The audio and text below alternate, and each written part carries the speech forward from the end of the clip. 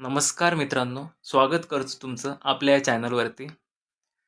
जसं की आपल्याला माहीतच आहे की सेकंड आन्सर की आलेली आहे आणि ती खूपच लवकर आलेली आहे, ठीक आहे. आणि त्यामध्ये खूप सारे चेंजेस झालेले आहे. जसं की काही कॅन्सल झालेले आहे आणि काही चेंज झालेले आहे. तर ते आपण बघणारच आहोत आणि जो आपण आधीचा कट ऑफ दिलेला होता, त्याच्यात पण काही बदल झालेले आहेत. ते पण आज आपण बघणार आहोत आणि सोबत जागावाढसुद्धा झालेली आहे. त्याच्याबद्दल पण आपण डिस्कस करू आणि अजून एक गोष्ट आहे, जी की मला तुम्हाला विचारायची आहे. जर तुम्ही इंटरेस्टेड असाल तर आपण ते सुरू करू. तर त्याबद्दल पण मी सांगणार आहोत. ते सगळे काही फ्रीच असेल. ठीक आहे. तर चला तर मग आपण सुरुवात करूया. तर सर्वात पहिले आपण बघू, की कोणते-कोणते प्रश्न जे होते ते चेंज झाले आणि कॅन्सल झाले. ठीक आहे. तर आपण ठीक आहे, सुरुवात करूया. तर यामध्ये की नाही हिस्ट्रीचा एक प्रश्न होता, जो की चेंज झालेला आहे. एकच मिनिट. हा वाला प्रश्न जो होता, हा कॅन्सल झालेला आहे. ठीक आहे. हा एक प्रश्न, हा एक कॅन्सल झालेला आहे. ठीक आहे. त्यानंतर आहे दुसरा वाला. हा एक प्रश्न आहे 22 नंबरचा. दुसरा. ठीक आहे. हा पण कॅन्सल झाला आणि ह्या छोट्याशा गोष्टीमुळे कॅन्सल झालेला आहे. इथं 1862 पाहिजे होतं आणि ज्या मुलाचा आन्सर चुकलेलं होतं त्यानं इथं ऑब्जेक्शन घेतलं. आणि याचा जो फटका बसलेला आहे तो 90% पोरांना बसलेला आहे. ठीक आहे. 90% पोरांचे इथे मार्क गेलेले आहेत. ठीक आहे. 90% पोरांचे इथे 2.5 मार्क गेलेले आहेत. तर हा जिओग्राफीचा एक कॅन्सल झाला. त्यानंतर अजून एक हा जो आहे जिओग्राफीचा अमेरिकेचं सर्वात मोठं लोह खनिज खाच. आधी आन्सर दिलं होतं मेसावी होतं हां. तर ते कॅन्सल केलंय. ठीक आहे. तर हा पण गेलेला आहे. ठीक आहे. याचा काही एवढा फटका बसलेला नसेल कारण की खूप साऱ्या मुलांचं इथं चुकलेलं असेल आन्सर.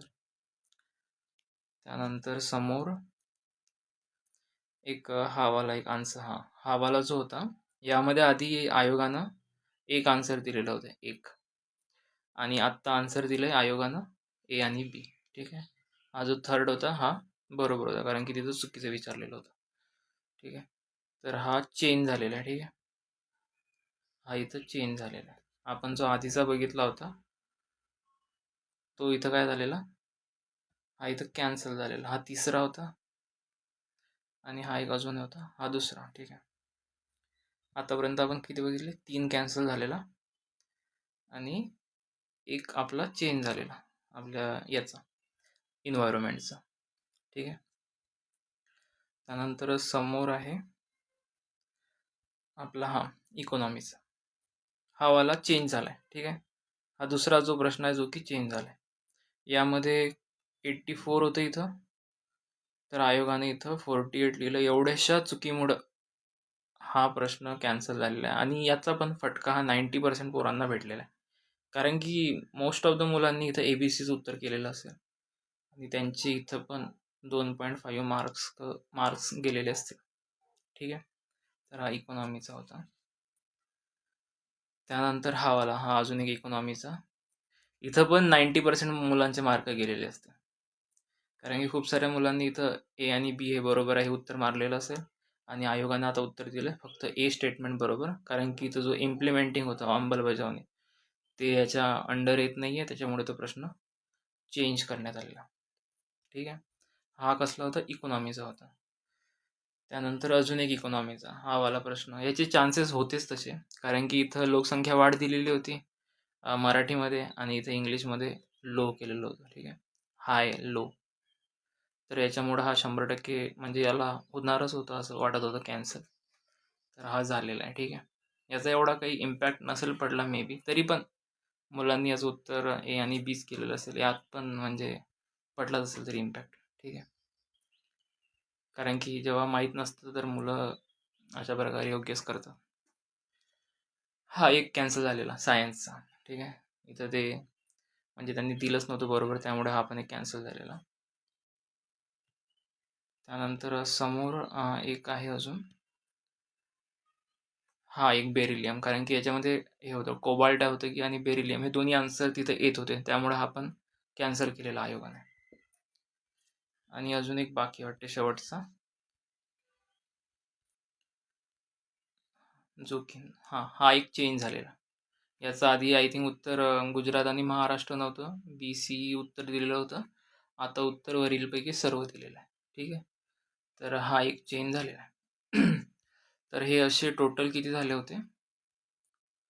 असे टोटल झालेले होते 6. आपले काय झाले? हॅश झाले 6. ठीक आहे. 6 डायरेक्ट रद्द करण्यात आले होते आणि त्यातले 4 किती झाले? 4 झाले चेंज. ठीक आहे.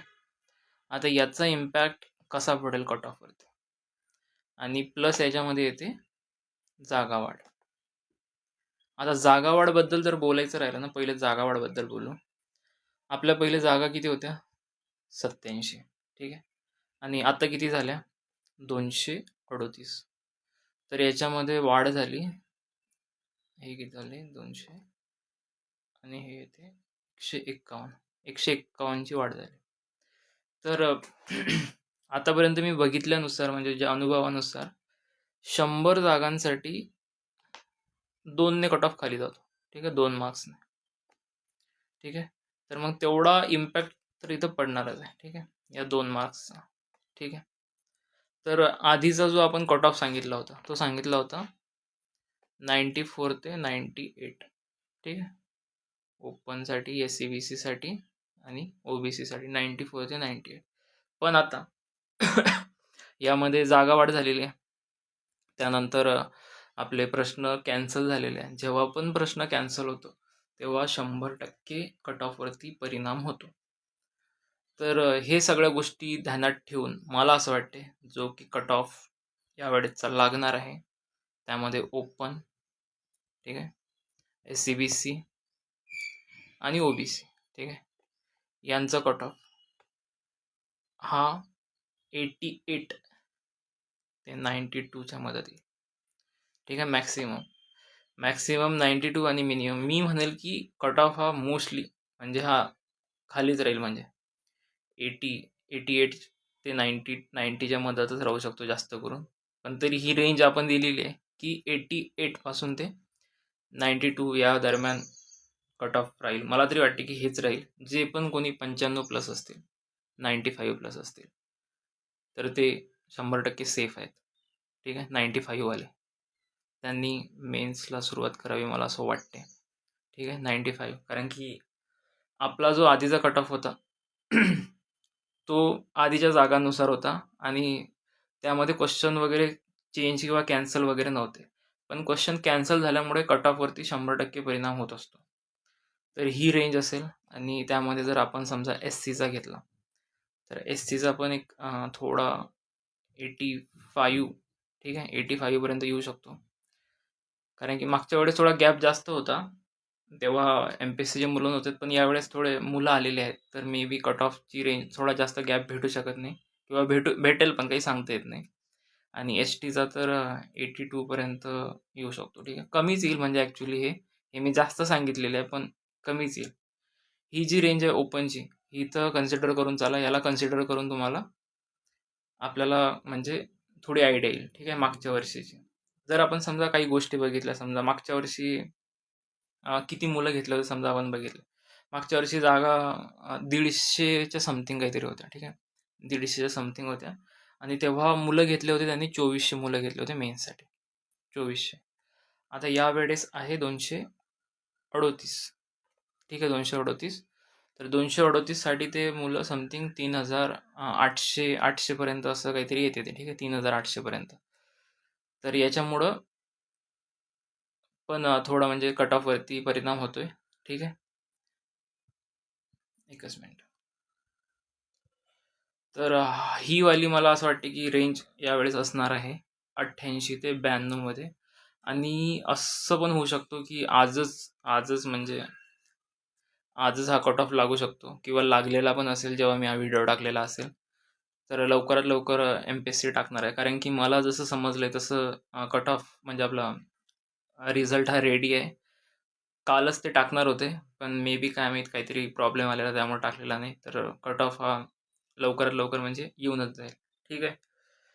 तर जे पण मुलं असतील समजा 95 प्लस तर त्यांनी तर मेन्स सुरू करावी आणि जे 88 ते 92 असतील त्यांच्यासाठी आता 1-2 दिवसात आपल्याला सगळं काही क्लिअर होऊन जाणार आहे. त्यानंतर अजून एक गोष्ट जी की मला तुम्हाला विचारायची आहे.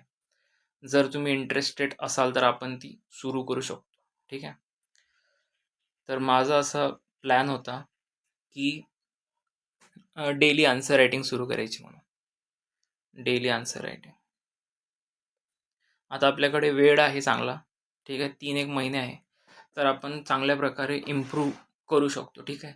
जर कमेंटमध्ये जास्त लोकांचा प्रतिसाद आला तर आपण एखादं चॅनल बनवू शकतो. ठीक आहे. त्यानंतर आपण त्याच्यावरती म्हणजे पीअर ग्रुप घेऊन आपण त्याच्यावरती आन्सर रायटिंग करू शकतो. ठीक आहे. एकमेकांना बघून आपण म्हणजे आपली आन्सर रायटिंग इम्प्रूव्ह करू शकतो. मी पण काही माझ्या कडून जे पण काही मॉडेल आन्सर जर देण्यात म्हणजे मला जर भेटल्या किंवा मला कुठं सोर्स चांगला सापडला तर मी पण त्या प्रोव्हाईड करेल. तर त्याच्यानुसार माझा असा प्लॅन होता की मी रोजचे 2 प्रश्न टाकेल. 2 प्रश्न ते पण टाईम लावून. ठीक आहे. आणि त्या वेळेत तुम्ही ना ते पूर्ण करायचे. त्याच्यानंतर आपण ते सगळे जे प्रश्नांचे उत्तर असतील ते ग्रुपवरती टाकायचे. ठीक आहे. उत्तर ग्रुपवरती टाकायचे आणि त्याला पीअर ग्रुप म्हणजे प्रत्येकाने एकमेकांना सहाय्य करून त्याची आपण म्हणजे त्याला इव्हॅल्युएट करायचं. ठीक आहे. तर असा माझा प्लॅन होता. हे सगळं काही फ्री आहे. याच्यामध्ये कुठलाच फायदा नाही आहे, काहीच नाही आहे. फक्त प्रश्न टाकणे, आपली कंटिन्यूटी परीक्षेपर्यंत आपल्याला कन्सिस्टन्स कसं राहायचं आणि आपली आन्सर रायटिंग कसं काही इम्प्रूव्हमेंट होईल याच्यासाठी हा प्रोग्राम आहे. कारण की आता जवळपास माझे पण जवळपास जे पण काही मुलं आहेत त्यातले म्हणजे खूप असे कमी मुलं आहेत की जे एम-पी-एस-सी राज्यसेवा मेन्ससाठी प्रिपेअर करतात. मोस्टली मुलं हे कंबाईनकडेच वळालेली आहेत. तर मला असं वाटत आहे की जर एखादा जर जो की खूप जास्त म्हणजे राज्यसेवेसाठीच फक्त फुल्ली प्रिपेअर करतो, राज्यसेवाच त्याला करायची आहे, अशा लोकांनी मी म्हणेल तिथं या. कारण की तुमच्यासाठी ही बेस्ट अपॉर्च्युनिटी असेल. 2025ला बेस्ट अपॉर्च्युनिटी होती. ठीक आहे. आता तो वेळ गेला. पण तशीच एक बेस्ट अपॉर्च्युनिटी परत 2026ला सुद्धा आलेली आहे. तर आपण 26ला जर चांगलं केलं एकदम व्यवस्थित, तर इथं 100% पोस्ट भेटण्याचे चान्सेस आहेत. तर ज्या पण मुलांना असं वाटते की डेली आन्सर रायटिंग सुरू केली पाहिजे. मी 2 प्रश्न टाकले पाहिजे.